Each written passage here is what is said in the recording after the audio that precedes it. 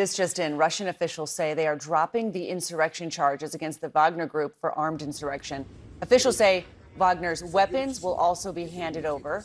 This comes as Belarusian President Alexander Lukashenko speaks out this morning, saying it was, quote, painful to watch the armed rebellion inside Russia. Lukashenko allowed Wagner leader Yevgeny Prigozhin to go to Belarus after that chaotic insurrection.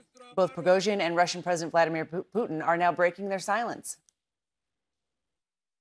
An armed rebellion would have been suppressed in any case. The organizers of the rebellion could not fail to understand this. They understood everything, including that they resorted to criminal acts to divide and weaken the country, which is now confronting a colossal external threat and unprecedented pressure from outside. Two factors played into my decision to turn around. First factor, we wanted to avoid a Russian bloodshed. Second is, we marched in demonstration of a protest, not to overturn the power in the country.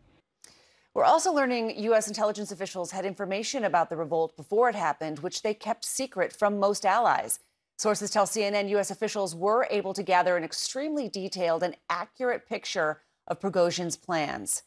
CNN's Claire Sebastian live in London with more. Claire, what are we learning this morning about these new developments, about the charges being dropped and Wagner's weapons being returned? So this appears on the charges, Christine, to be the FSB, the Federal Security Service, making official what the Kremlin spokesman said on Saturday night, which was that those involved in the march, the Wagner fighters, would not face criminal liability. The reason why, outlined in the statement from the FSB, seems to suggest that they are dropping the charges because they stopped the march, because they didn't actually carry on and they aborted before they got to Moscow. So that's the justification there. They don't mention Yevgeny Prigozhin by name. There's still some confusion around whether the charges against him for organizing the rebellion still stand or will, as the Kremlin spokesman Peskov suggested on Saturday night, in fact, be dropped. Significant, though, also that we're getting news via state media from the Ministry of Defense that Wagner is preparing, they say, to hand over their weaponry to the Ministry of Defense. This is something that Prigozhin, in his audio message on Monday, said that they had been planning to do by June 30th, before that alleged strike that he accuses Russia of doing on the Wagner camp, which he says was the trigger for his so-called March for Justice in Russia. So this appears to be Wagner reverting to that plan to actually hand over those weapons. Significant because it does smack of some kind of dissolution of the group itself, even though Prigozhin, in that same audio address, said that he he talked about how President of Belarus, Lukashenko, had offered a way for Wagner to continue its work in a legal jurisdiction. So this is a crucial question going forward. What will, in fact, be the status of the Wagner Group? And Claire, what else has the leader of Belarus, Lukashenko, been saying this morning?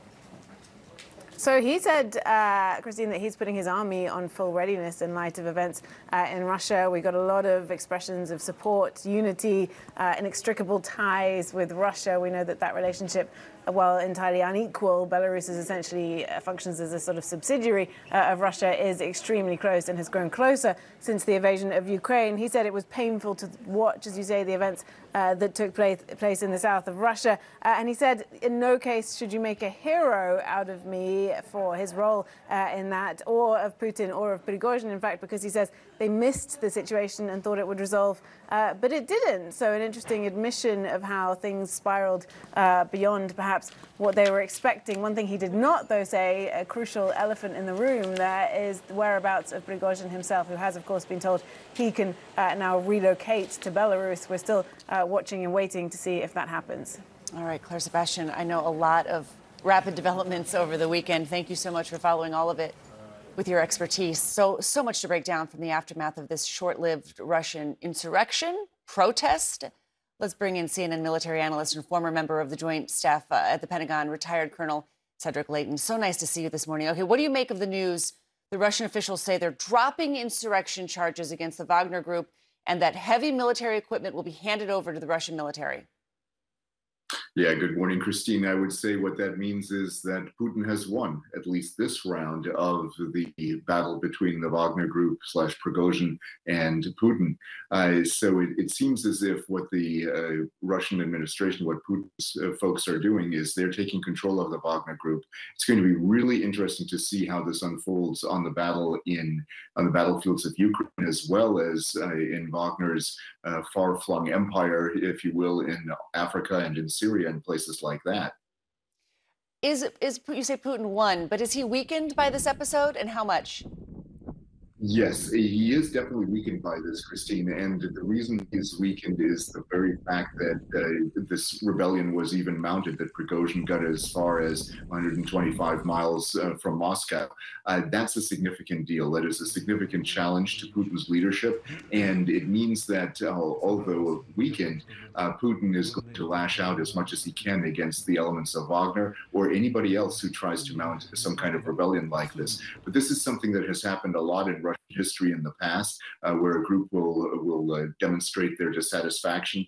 They'll be subsumed temporarily by the state or whichever organization is running the country at that point in time, and then the dissatisfaction will find another expression and perhaps result in something else, something more serious than what we've seen so far. It'll be so interesting to see what happens to the Wagner Group. I mean, it is a major player in the African continent, in Syria, and a lot of places. Doing the bidding of the Kremlin, sometimes, unofficially in such a big way. It'll be interesting to see how that all plays out. We've now heard from the major players in last week's Russian insurrection, the president of Belarus, Lukashenko, of Vladimir Putin, the Wagner chief Prigozhin. What do you make of Putin in particular, his tone and messaging with his statement, armed rebellion would have been suppressed anyway? Yeah, I think he's looking at this from a historical standpoint, and also from the standpoint of the power position that he holds. He kept the oligarchs in line, he kept the military in line, he kept the intelligence services in line. And with those three elements of power, he was able to maintain control, and he knew he had that control. Prigozhin also knew he had that control, and that's, I think, the real reason why Prigozhin stopped just short of Moscow. He knew that he couldn't win, and at that point, he knew that the game was up. Colonel Cedric Leighton, thank you so much for your expert analysis. Nice to see you.